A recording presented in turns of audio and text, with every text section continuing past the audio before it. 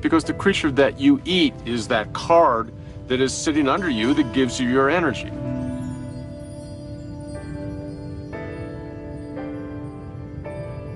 Now let's pretend that we start kicking out card after card after card, and that's what a mass extinction does, isn't it?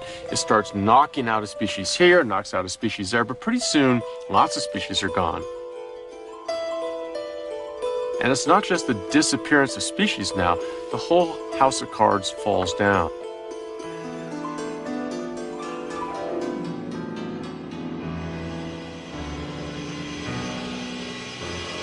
You start really snowballing in this effect, and that's really what a mass extinction is.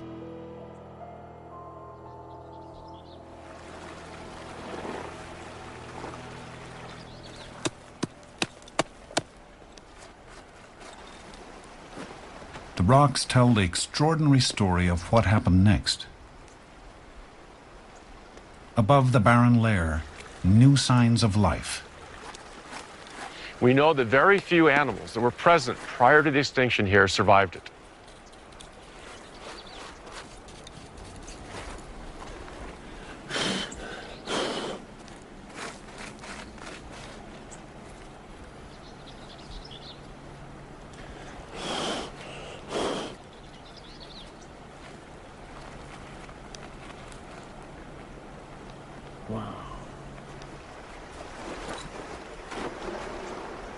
I just found a carnivorous mammal-like reptile in strata that we have just above the mass extinction.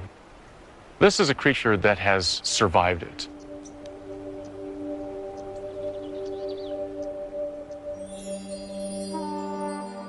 The mammal-like reptiles looked like crosses between dogs and lizards. But they weren't the only survivors. Two lineages that get through have tremendous consequences later in time. Both are pretty small in size. They start evolving because the world is empty, and empty worlds really begat a tremendous amount of evolutionary diversifications. Evidence of what was to come is in one of the best fossil collections of post-extinction survivors gathered by a single family over 3 generations. Of all the skulls in this museum, this is my favorite. This creature leads to the dinosaurs. At the same time that it exists in the earliest Triassic period, right after the mass extinction, we find a second small carnivore, very different. This little skull is the species that leads to us. Two of these predators, the small mammal, the larger reptilian creature that becomes the dinosaurs, really duke it out in head-to-head competition. In the Triassic period, there's a clear winner, the dinosaurs. It took around 20 million years for the first dinosaurs to evolve, on their way to the giant creatures we think of today. Dinosaurs get big, they're baroquely diverse with all kinds of weird adaptations, with armor, with predatory animals, with bird-like animals, the dominant animal features of the landscape.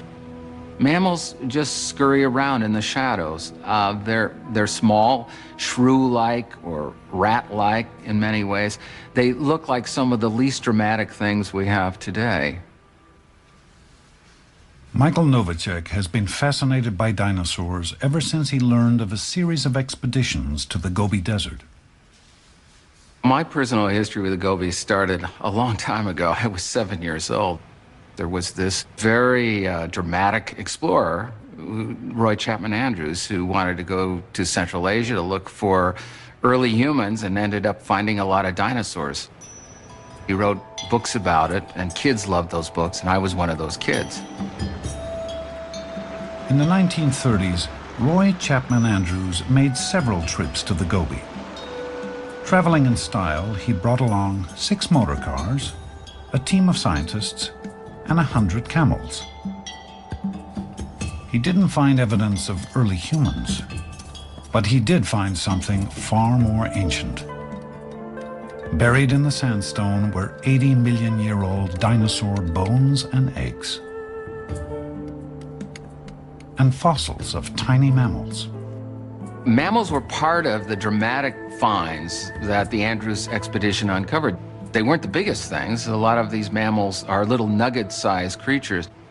But they were very, very important to science because at that time, we knew virtually nothing about mammals that old. Mammals so old that they lived alongside of the dinosaurs nearly 100 million years ago. The Gobi Desert is one of the most isolated places in the world. When China reopened it to foreign scientists more than a decade ago, they flooded in. Most, including members of Novacek's team, were looking for dinosaur fossils. The desert had what they wanted. More of those extremely rare dinosaur eggs. But this time, Novacek was after something even rarer. We were actually heading a little west, but en route, our gas tanker got stuck. And so we had to dig it out. And as the truck was being excavated, a few of us took a couple jeeps up to a little hill. And there I saw a mammal skull just lying on the ground. And about every 15 minutes, it seemed, someone said, "I got a mammal." And then I'd say, "I got one too." We had about 50 mammal skulls by lunchtime. We had already matched the amount that's been recovered from the Gobi entirely over a period of 7 decades.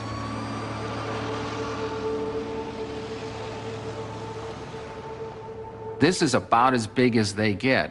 This is the skull, and you can see the front teeth here. It's really no larger than a squirrel, or what we would call a small mammal today. It contrasts dramatically with some of the smaller skulls. This encompasses practically the entire size range of mammals during the time of the dinosaurs.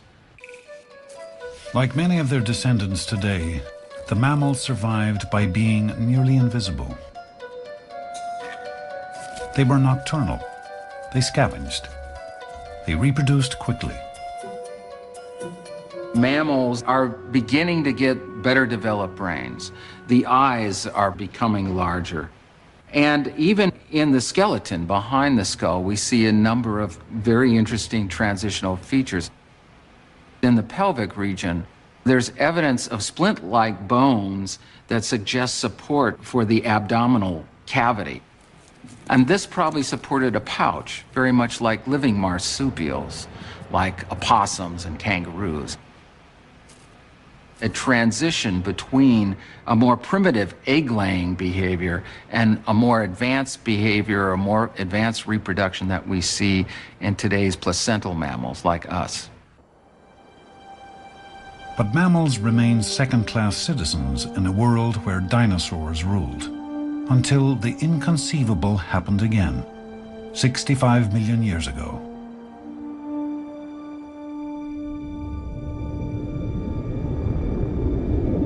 It's thought that an asteroid larger than Mount Everest reached the Earth traveling 25,000 miles per hour.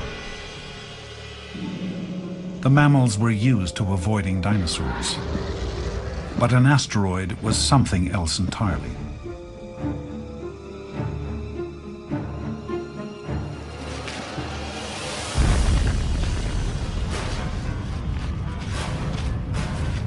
Known as the KT event, the impact changed the face of life on Earth.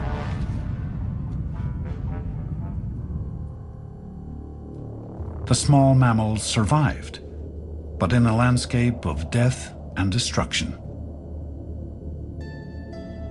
The house of cards built since the last mass extinction collapsed. But this time it was the dinosaurs that fell the furthest. With few places to hide, less food, and little ability to protect their eggs or young, the dinosaurs died out, while the mammals went on living.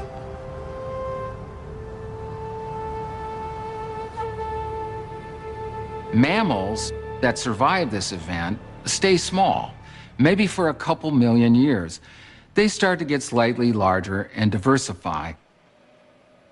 We have a sort of a lag effect with this KT event, a recovery of perhaps the ecosystem, and then the mammals really take off. Mass extinction had provided an unexpected opportunity